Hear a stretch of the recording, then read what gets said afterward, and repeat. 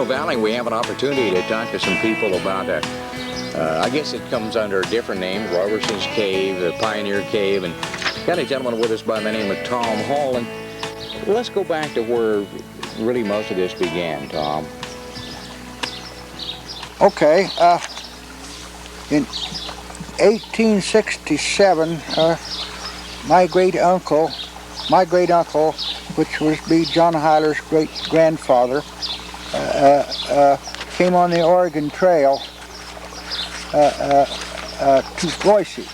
They were late on the Oregon Trail, and the Blue Mountains had snow, and they had to lay over that winter in Boise. And while they were laying over, somebody told Abraham Robertson about Bruneau Valley.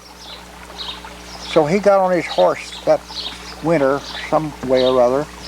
It's not clear how he got here, but he crossed Snake River and came to Bruneau Valley and looked it over. He went back, and in the spring of 1868, he came here with his wife and wagons, 5 big stout young boys, and they settled in Bruneau Valley. The cave was dug for a root cellar to store vegetables. He was more or less a vegetable farmer. He raised vegetables, and he did well at, and livestock too, but he raised vegetables of all kinds, and he stored them in the cellar. At that time, the mines were going pretty strong. Silver City was going, Idaho City was going. The miners that ate deer and meat long enough. They wanted vegetables, and they came here to buy the vegetables. He did quite well with the vegetables. So he dug a cellar back in the sandstone to store the vegetables in the winter, to keep from freezing. And the reason he settled in the Hot Springs area was because of the hot springs were there. They were beautiful hot springs that gone now, most of them, but they were beautiful hot springs, and he could run the hot water down the rows in his vegetables, and he had early garden. He was a gardener or a farmer, more or less. Him and his wife and the 5 boys built a big fine home. That's how the Robertson Cave got started. So it was originally dug just like a root cellar, more than anything else. It was originally just for a root cellar, store carrots, onions, and potatoes, whatever, in the cellar. Then it took on a different importance later on. Yes, and then from that on, I'll turn it over to my cousin John Hiler, and he can explain a little more about Bruneau John and the cave. Okay, John. Well, my recollection of what I've been told family-wise was that during the Bannock War, the Bannocks got loose up on the reservation at Fort Hall, and they started down through the country down this way. And first they went to Camas Prairie, and they'd already had at Camas Prairie what they'd called the Hog War up there, because the early settlers had brought hogs in, and they ate all the camas roots. And the camas roots are pretty much what the Shoshones lived on. Pretty much of a staple. They were a staple in that country, and they'd come every year to the camas country up there, and they would dig camas roots, and then they would go down into the South Fork of the Boise River, because the South Fork at that time had one of the best salmon runs in Western America, one of the largest salmon runs, and they'd fish for salmon down there. And when they brought the pigs in and they ate all the camas roots. What did they do, John? They dried the salmon for winter? Yeah, dried the salmon for winter there. And they brought the pigs in and they ate all the camas roots. So the Indians were pretty hungry. They were starving. Yeah, they really were. Pretty hard So these young warriors, led by Buffalo Horn, broke off the reservation and came down through the country. They killed a couple of didn't they kill a couple of Kitty Wilkins herders out south of Glens Ferry? They came on, Kitty Wilkins was a horse queen of Idaho, and they came on some of her horse herders out there, and they killed them, and they were headed for Bruneau Valley, back over this country, right through here. And Bruneau John was a man that had lived in Bruneau Valley at one time or another, but he had gone back to the reservation, and then he came and told Uncle Abe that the Indians were coming this way, so they worked the cave over a little bit, and then all the people in the upper end of the valley, which was where almost everybody lived then, all the people up here at Hot Springs came down and they got in the cave because they needed to protect themselves from the Indians, and that's why it got to be the Pioneer Cave, Pioneer Settlers the Fort Cave, or whatever you want to call it. I've heard it called 100 different things in my lifetime. Some of them not too flattering sometimes, but a lot of different things in my lifetime. So that's why the cave was there. It was originally, like Tom says, a root cellar, but they enlarged it some. And I don't think we're going to go to the cave today. No. It's too hard to get in there, but let me tell you a little bit about the cave. Yeah. Should I do that? What it looks like inside? First of all, it's made out of sandstone, or basically it's a sandstone bluff. It's immature sandstone. That's what it actually is, and it's on a bluff, and the buckaroo ditch goes right in front of it.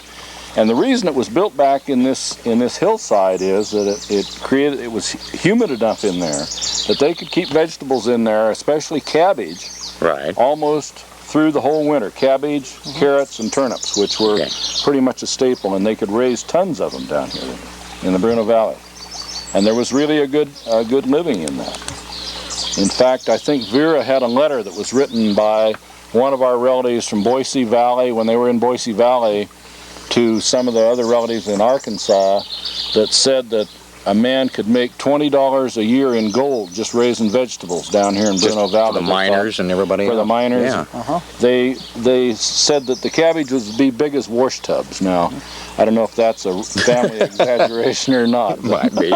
You never know.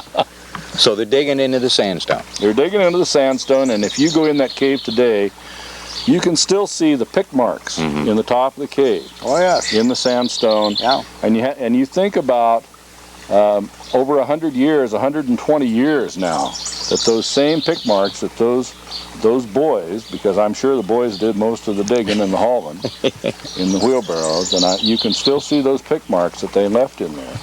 And it's divided up into 3 sections still. It's 3 rooms. 3 rooms. Yep. And in the front of it, there is what they called a gun port, and we have a picture of that gun port. And we're going to see if one of the cameras can zero down in those. And Tom, you can go ahead, or John, you can go ahead and well, this was supposedly a gun port, but actually I think it was a vent hole. It looks good, though. It looks good. It's deep. You can barely get your arm through. Yeah, you can barely get your arm through it, but I think it was probably a vent.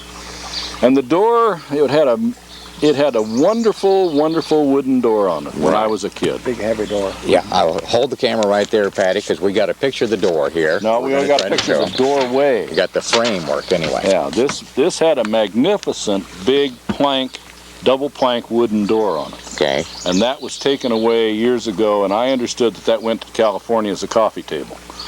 Oh, that's nice.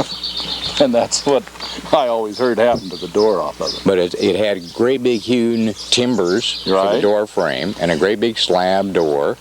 These are junipers. These are local junipers here that are hewn out of juniper wood that were planted there probably 100 or 120 years ago and are still there. That juniper. So you got this mammoth door that they got hung. Yep. Now, how would they hang a door like that? Metal hinges? Get the local blacksmith? Somebody up here at Hot Springs probably had a blacksmith shop and built them a set of hinges and stuck them on there. Now, I do remember the first time I was ever in there were some initials and dates carved in some of those walls in there too, Tom. I can go back to another story, how my mother got here. My mother was born in Lowell, Arkansas. And my grandmother was a Robertson, of course. That's how I came to be here. But they came from Arkansas in 1886. The Oregon Short Line Railroad went through Mountain Home at that time. We don't know for sure. We'd like to think, and probably it did happen, they rented a boxcar. They rented the whole car. And they put their horses and milk cow and chickens and wagon in the back end. They kind of camped and lived in the front of the boxcar from Lowell, Arkansas to Mountain Home. It probably took a week for the train to get here, I suppose, at 40 miles an hour, maybe if the train went that fast. because they had to have some way to get from Mountain Home over here to Bruneau. And they probably loaded their things and their kids. My mother was about 5 years old, and I had another aunt that was born when they got into Idaho territory, and so they named her Idaho. And there's still some relatives named Idaho around here. Anyway, they came here because Uncle Abe Robertson told them what opportunities there was in Bruneau Valley and how you could prosper with the hot water and whatnot, and they did. I know John and I had another uncle that the hot water, they used it for his gardening, but another uncle up the canyon, he used the hot water for his advantage too, his right to keep his mash barrels going, and he prospered too. Another one of John and I's uncles decided, now we've forded the Snake River long enough, I'm going to build a ferry boat. So Tomas Robertson built the ferry boat over here at Highway 51 where it crosses. He built the ferry boat and operated it for a number of years. And he prospered too with the ferry boat. And he sold it to Al Leverage, and Al Leverage, he ran it for a number of years, and then of course 1916 the bridge was built. The first bridge was built across Snake River between here and Mountain Home, between Bruneau and Mountain Home. Talk about mash barrels. Would that have anything to do with bootlegging? Prohibition? Making your own? That was not called bootlegging. That was called family enterprise. Yeah, family enterprise. But the warm water. We go back to the bootlegging part of it, or the whiskey making part of it. Probably it was a little against the law. I seen just here about a few months ago in the Idaho Statesman, 100 years ago, they arrested a couple of our relatives up here for making whiskey up to Hot Springs. My grandpa. And well, you said it, John. I didn't. And Glad you're keeping us in the family here. They took them downtown, and they went up to find the still, but they couldn't find the still. Why? Because some of the neighbors hid the still on them. You bet they hung together here. You bet they did. Anyway, it is said when our relatives moved from Arkansas to Idaho, it raised the intelligence level in both states.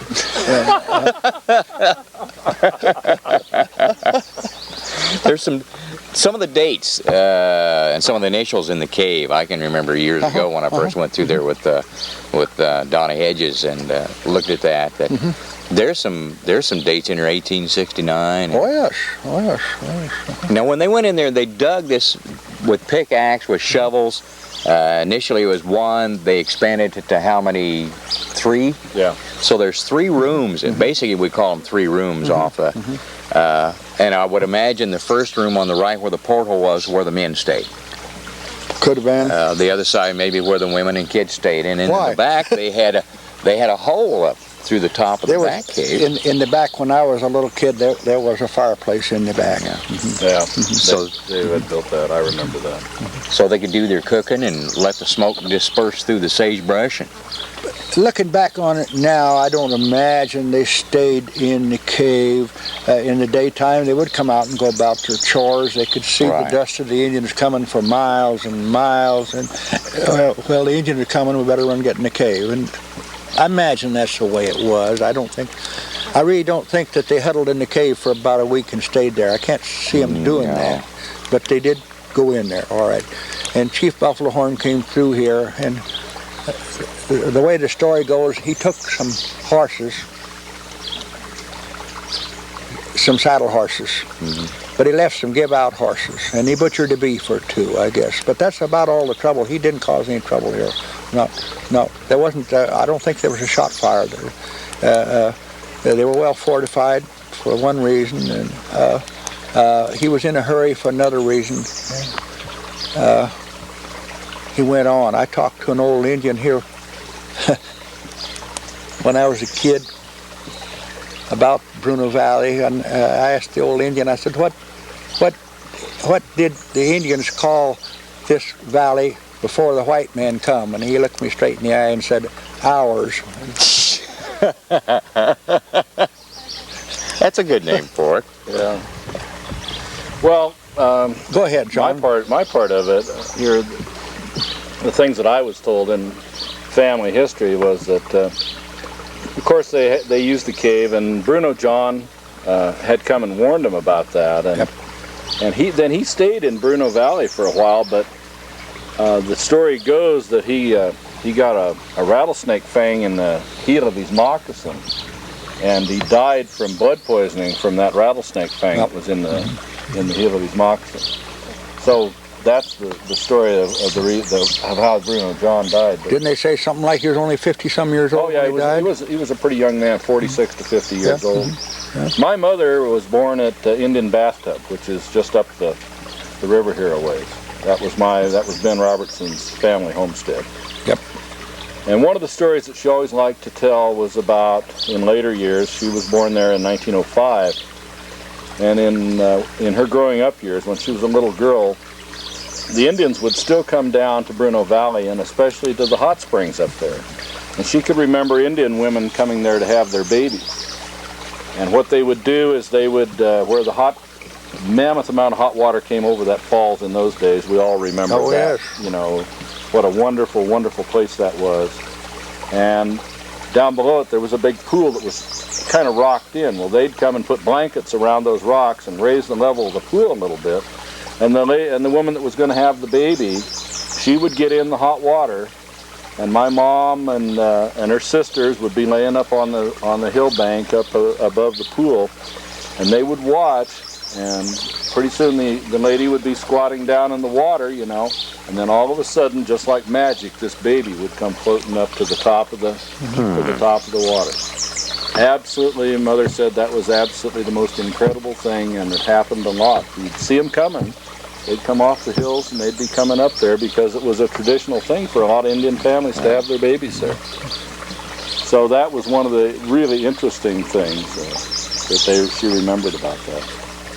One of the things that you mentioned, John, is the fact that a lot of the Native Americans that came through were just going through, heading up to the camas prairie and things like that, getting winter food, getting all the camas bulbs, and a lot of the Native Americans just really lived off the land very well. Well, this whole country, whether it's the Glens Ferry country or down here in Bruneau Valley, was always a big winter camp for Indians in those days. The Glens Ferry area was a winter camp par excellence because it had there were so many fish in the river there. Indian Cove too. Yeah, an Indian Cove, and they were so easy to catch. And then up here, of course, you had this, what they called the Valley of the Tall Grass, where you could always pasture your horses by the cured on the stem hay, as they called it, all winter long. My Aunt Daisy remembers that the bunch grass up here in the Bruneau Valley would be as tall as a horse's back, all cured on the stem, and you just turn the cows into it in the winter. I suspect Tom probably remembers turning his own cows into that kind of bunch grass, and they just live in a pasture all winter long. It was a wonderful place. Hot water all the way up the river, you know, and people really, Native Americans, they loved that kind of a place, and of course our relatives loved that kind of a place too. It was a great place to live. When was the last time that, well, I know right now the ditch is full and the cave, but I would just as soon not mention anywhere where the cave is. All we want to do is just let you know that there's a lot of great history here in the Bruneau Valley, and that's just one of many of the items. And we got some other history we're going to be showing you, and part of that history is right over here in the building, and it's Tom's museum. And we're going to have a bunch of items that we're going to be picking out that Tom's going to show us and explain some of the really unique items in his museum. And the museum is open to the public. Oh, yes. That much we'll mention. Yes. As far as the cave, forget that. We're not going to tell you where it's at anyway. But the museum, Tom has got some great items in the museum. We're going to pick out about 10 of these really unique items. It is open to the public. You're more than welcome to come down or call ahead of time and come down and go through the museum, and Tom is more than happy to show you around. And there's some unique items that are pretty much native to just this area of the country. So there's a lot of neat items that we're going to show. Yes, sir. I would like to say one thing about my cousin Tom Hall. Tom Hall has done a great job of preserving history here in Bruneau Valley.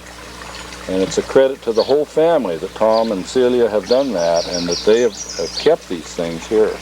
family history is very important to our whole family. And Tom's museum is a very unique thing. It's not many people that would put together what he's put together and make it available for the public to come and look at. And I want to congratulate Tom and Celia for what they've done here. I think it's unique because a lot of that history that's in there, John, is just native to this area, just to the Bruneau Valley. Like I say, we enjoy all company, you know. Some when they arrive and others when they leave. We enjoy every one of them, you bet. We're going to have a chance to go through Tom's You're both Museum. laughing you've had this happen, I'm sure. Oh, yeah. We're going to have a chance to go through Tom's Museum, and like I said, there are a couple of very, very unique and probably, I would say, one-of-a-kind. There are some one-of-a-kind only items in Tom's Museum. We're going to be going through that, but is there anything you'd like to add about the cave? Well, I think the cave is a unique piece of Idaho history. It is probably one of the singularly most unique things in Idaho that pertains to almost one family that has been preserved for more than 100 years now. And the best preservation of it, of course, is that not very many people know where it is. And we're not going to make sure. And I don't think we're going to tell very many people where it's on private ground. They don't turn people away. You can get permission to go in there. They'd rather you would get permission. They'd rather you'd walk from the top of the hill rather than take a car down in there. But you can get permission to go see the cave. But it's better if you do get permission because that way they know whether it's safe for you to go in. Right now with the water running and everything else. But we would encourage anybody who would like to come down and see your museum. It's kind of a mess now. They got a picture at the cave before the Buckaroo Ditch went in. It was smooth out there, and they had their home out in front. And it was a beautiful place at that time, but now the Buckaroo Ditch goes within about 10 feet of the cave, and it's hard to get a good picture of it. There's so much growth and undergrowth and whatnot in it. But as far as the cave, it's still there. What we're going to do is we do have a picture. I don't know how well it's going to turn out on the camera. We're going to have one of the camera people take a real close-up. It's a view from inside the cave outside. It's not going to show much externally, but you're going to get an idea of what it would look like. The neat thing to me about it was the fact that this was built by hand by pioneers who were here years ago. It's still a piece of history, and it's a part of history, and if you lose history, you lose the memories. If you lose the memories, you lose your past. And it's like anything, and from whatever part of the country you're from, you lose your past, and you lose your family history, which is not anything anybody wants to do. So we're going to focus on this. We're going to fade her out, and when we come back, we'll probably be over in the museum. And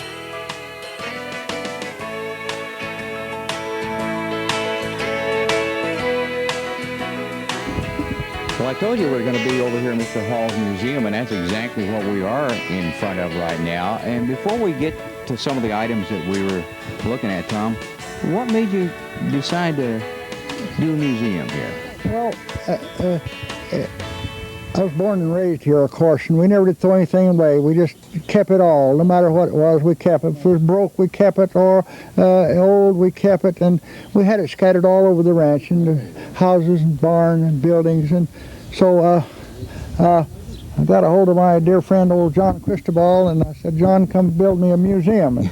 And he came over and built a nice building. It's an awfully nice building. It's well insulated and double doors. It's steel doors. It's really not burglar proof, but it's nearly burglar proof, and it's hard to break into with the steel doors. And he did a fine job building it. And so then we started putting stuff in there, saddles and bridles and harness and you name it. And then when you start collecting things and people know that it's going to be in a safe place, they donate things. So we've had a lot of things donated. The sheep camp wagon, as you can see over here, was donated to me. A dear friend of ours and a rancher, he went out of business, and he had the sheep camp wagon. And he said, "Tom, I don't need it anymore. I'd like to donate it to you." So we got the wagon. It's authentic, except the roof. The roof is metal, and it was one time it was canvas, but he put a metal roof on it. And the cowboys did live in it for a while. They camped in it for some. It's equipped, ready to go. Stove, everything's in it, ready to go. There was even some canned goods in it and whatnot, and we left it all in there. It never touched a thing. It's all ready to go. People still see those every once in a while when the bass sheepherters are up in the high country. Yes, they still use them some. They still use them some, yes. Everyday Winnebago, I guess we could say. Yeah. We got some items out here, Tom. We're going to go look at them, so if we can get All the right, cameras let's do to it. follow that. Let's start with the saddles first, Tom. I really like the saddles you got over here. And this is an unusual saddle, and Tom is going to tell you why. This is a Walker saddle. Walker was one of the greatest saddle makers in the world. At one time, the saddle was made in Visalia, California. The name's still on it. It's in mint condition, and it's ready to go. It wouldn't hardly fit our horses today. It was made for the high-backed, probably a thoroughbred horse, more or less. We have the quarter horses now, and it wouldn't hardly fit the horses. It's called a form fitter saddle. You could get in this and stay on a bucking horse real good, because you could almost lock yourself into the saddle. They quit making them because they were too dangerous. The cowboy couldn't get out of them quick enough. So they made them up to about 1930, and they quit making them. It's called a form fitter. And like one cowboy said, if you're riding a bucking horse and you're looking for a nice place to land to get bucked off, you'll probably get bucked off. But if you're looking for a place to hang on, you might probably ride him. The rawhide rope was on the saddle when it was donated to me, so I just left it right on there. That's an unusual saddle, and it is an unusual, very, very valuable. We got another one, and Tom and I were talking about this before. If people have seen Western movies, they probably have seen these on pack animals, or they've seen them on government mounts, and it's got an unusual name, and Tom's going to tell you about it. This is the McCullen saddle. It's used in the Civil War, or used in World War I. I think in the beginning of World War II, they did use the saddle a little bit. It's the only saddle I ever seen that has a brass horn on it. Most of them don't have a horn. And the book says the horn was for leading pack animals, leading pack mules or whatnot. The saddle was open here and open here for comfort of the horse, to air the horse's back, more comfort to the horse than the rider. In a stout saddle, it has all places to tie things. It even has the stirrup fenders that says US right on them yet, and it's authentic right down the line in mint condition, and very, very valuable. They made the saddle, like I said, comfort to the horse more than anything else, because the horse cost $125, and you could get a man for about 50 cents a day. So. Okay, we have some items on the table back here, but let's do this one first, Tom. Okay. This is something that We brought this out a while ago. Yep. Wonder if we could set it up here and kind of hold it where you can. We can do that. This is a weenie maker, sausage maker. You wash the intestine of the pig out, put the intestine on here with the sausage in here. You crank this down, it has good leverage. You crank it out till the sausage came out into the intestine. You tied it with a string or a cord or whatever, and then it came out more and retied it till you made weenies or sausages. And then you cooked them or baked them or whatever, and it's a sausage maker. Okay, that's part of the meal. And then you always have the beverage. And Yes. this is probably a part of your beverage. Everybody who ever drank coffee. I don't know whether we... Yeah, This we is balance it. a coffee grinder commercial. My cousin gave me this. They sold out, left, and my cousin gave me this. This was used in the Valley Merc store here in Bruneau. A commercial coffee grinder. I don't have the hopper up here to put the beans in, or the bin to catch the ground coffee. But it had two handles on it where you could crank it like this to grind the coffee, and it was a commercial coffee grinder.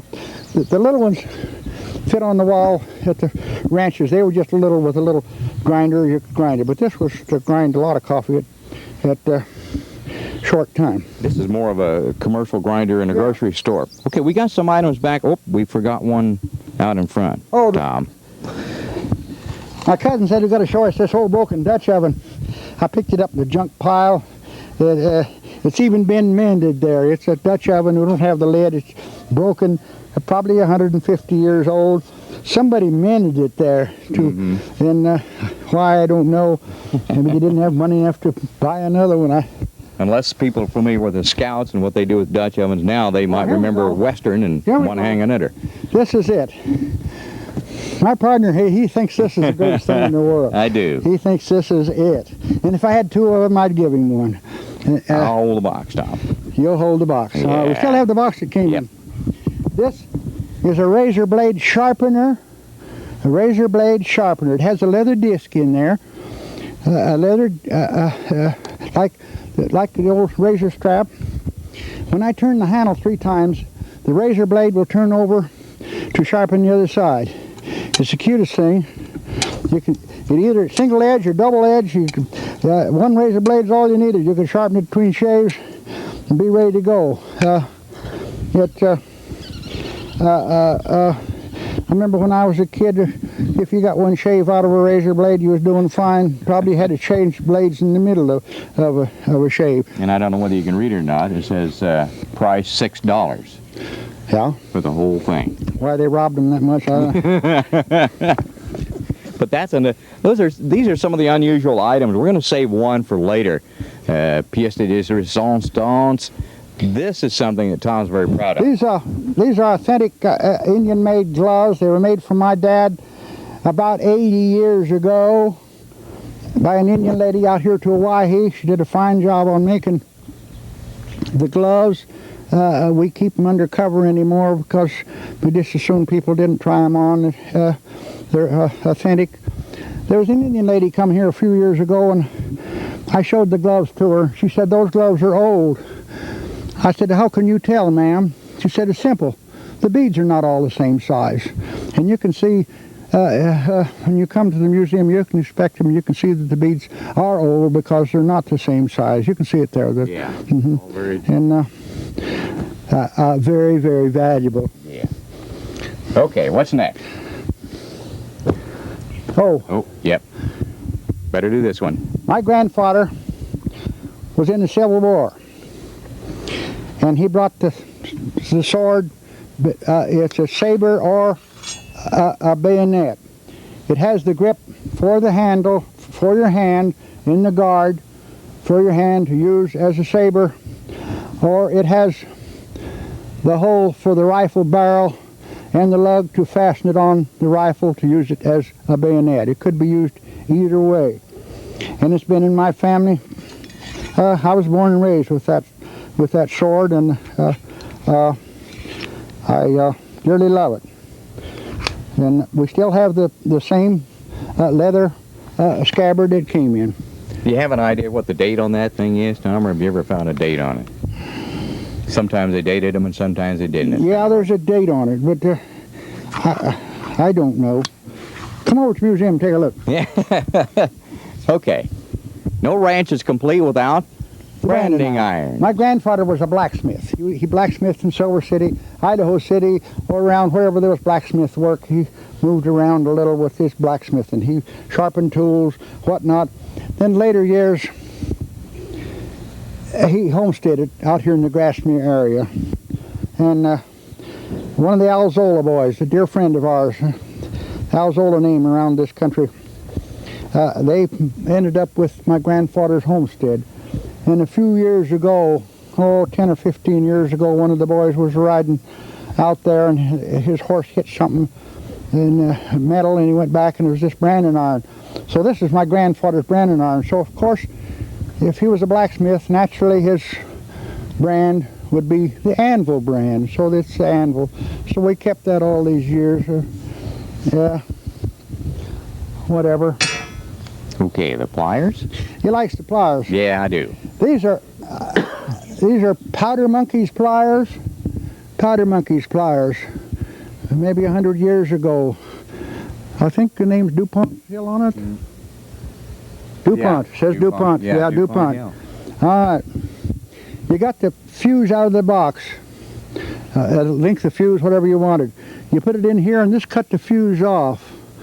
Then you got a cap out of the box, a blasting cap. You put the cap over the fuse. You put the fuse in here and this squeezed the cap down around the fuse. That tightened it. All right. You got that much done. Now you got to stick a dynamite out of the box. This poked a hole in the dynamite like that. Then you put the fuse in there and mashed it back down with your hand. Then you're ready to go. Except forgetting one thing, it has a screwdriver on this end. Dynamite came in a nice wooden box, a really nice wooden box, always a wooden box. I think it's probably paper now, I suppose. Yeah. But anyway, it came in a nice wooden box. When they were out in camp, in the mining camp, they wanted to save the screws and the wood. The wooden boxes. Yeah, or else they wanted to put the whole box up for a cupboard. They did that quite a bit because it was nice. Anyway, this is a screwdriver to unloosen the screws, to take the screws out without tearing up the wood in the box. So that's what it is. Powder Monkey's pliers. Okay, let's do the rope next. The rope. And then we'll save that piece of paper for the very last thing, Tom. Okay. Because that's an unusual piece of paper. Brought out a few articles. We got a lot of them in here. This rope was given to me a few years ago. It's a twisted rawhide rope from Peru. Directly from Peru. And it's not a bad kind of a rope. One strand, twisted rawhide. It's not too bad a rope. I think you could probably rope something with it.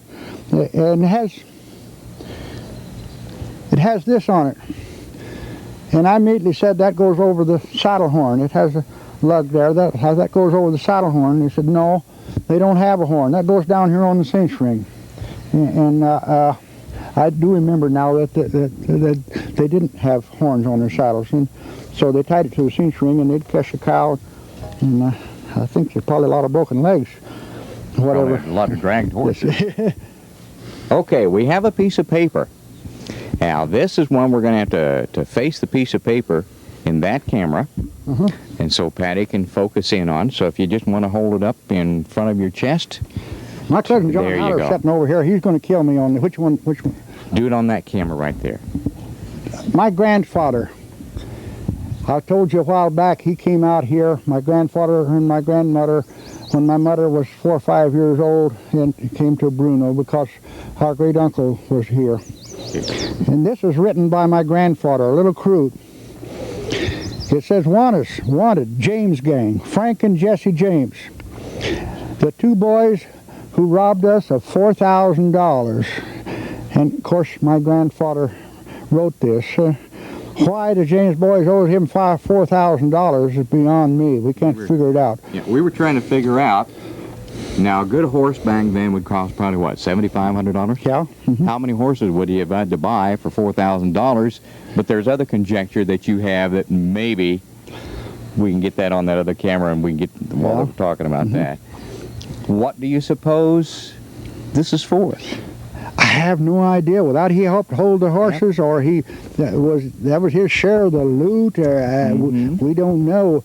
We're thinking. I just talked to John Hiler, my cousin, here a little bit ago about this, and I think we ought to take this. The Jameses in Illinois have a reunion every year, and I think we ought to take this back here, see if we couldn't collect. The interest would be pretty much. But I hear the Jameses are a little tough. Maybe we better just write them a letter about it. It might be more healthy. I think it would be very interesting. Maybe they have some information. Maybe they do. Maybe they do. It would be interesting, but that's a... Anyway, this was written by my grandfather 120 years ago. And it was interesting. Yeah. Who robbed us $4,000? Yeah. Why? I Who don't would know. want to try to rob the James gang when I they were don't think. there? I don't think my grandfather ever had $4,000. No disgrace to be poor, is it? Yeah. That's Anyway, that's a very unique item, Tom. it's a very unique item. I've heard about this letter all my life, and we don't got it till about Oh, we only had it about 15 years. Some of my cousins had the letter. We finally got a copy of it. And I'd heard about it. I didn't think it existed, but it did. Well, that's some of the items that Tom's got here in the museum, and everybody ought to come down. There's a great piece of Americana history here that people need to go through. You got a lot of stuff outside that, and if you have a question about anything, Tom's got the knowledge to either tell you what it is, what it was for, and if he doesn't know, he can certainly find out. He's got enough friends around here that can tell him what the things were for. But you got some neat saddles. I like that letter. I like that lariat too. Thank you. And the powder monkey pliers. And the powder monkey pliers, yeah. Can't forget he fascinated me because he showed it and he kept asking me, what do you think it's for? I didn't have a clue. The more he explained about the items, the more it made sense. We won't bring them out today, but in the museum, I think the cameraman got some pictures. I probably have as good a knife collection in the state of Idaho. Right. I have over 100 knives, none of them alike, and a good part of them are my neighbors' knives of people that died, and I got their knives, and I got a knife I had when I was in high school. It's hidden there yet. And they're all kind of unique. Unique old knives. My mother carried a little pocket knife in her purse all my life. She never was out her knife, and she carried that. We got that knife in there. I'm kind of superstitious with my knife. Maybe you folks that, if you live in town, don't have to carry a knife, but out in the country, you show me a man don't carry a knife, I'll show you a man that can't do hardly anything. Yeah, and can't do nothing. I see the cameraman nodding his head on that. Anyway, I will loan my pocket knife to somebody, but I don't like to. No, sir, no. I don't like to loan my pocket knife because it's some part of you, and I will loan it. If we go to Branding's and you've lost his knife or something, borrow your knife, I will loan it, but I don't like to. There's a lot of neat items that Tom's got in a museum. If you're interested in history, if you're interested in any kind of history, not just this area, museums are one of the greatest things to find out about this particular part of the country. It's history, and if you lose history, you lose all your background. So for those of you who've never been in a museum or you'd like to come down to Mr. Hall's museum, you're more than welcome to. Just kind of call in advance and ask Tom if it's all right to come down. He'd be glad to show you around, answer any questions you might have. And it's well worth your while just to wander through that museum and take a look at some of the most unique things that are native only to the Bruneau Valley area here. It's a part of history of Idaho, it's a part of history of Elmore County, and it's just a part of history. And Mr. Hall, we'd like to thank you very much for... Thank you. Thank you for coming down and being a part of it. We've enjoyed the afternoon very much. Yeah.